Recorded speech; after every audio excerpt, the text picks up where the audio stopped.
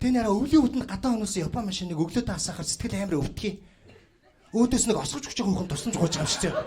Итэши катока уу. Сони сарате уу. Мэс баг нусмасаа татаад байгаа юм.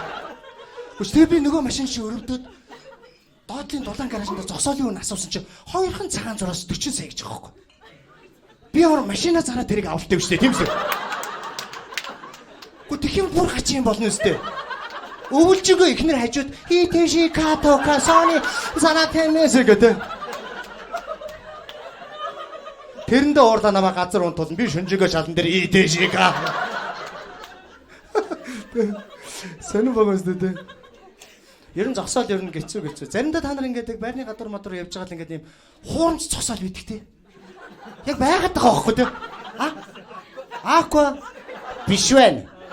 Нэг их чингээ зогсож идэг байхгүй.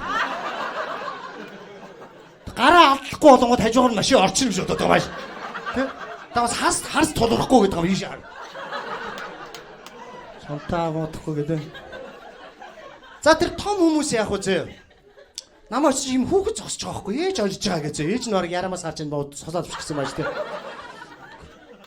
Тэг би гайхаад нөгөө хүүхдээс чи мэд ээж чинь чам хэдий өгдгийг гэ тээ. Тэг 5k гаргаад ирсэн нөгөө хүүхд аваа холцож байгаа байхгүй.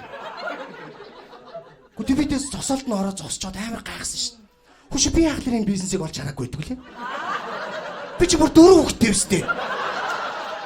Зөөхгөө зогсоол өмстэй холбоо байгуулгаар гал.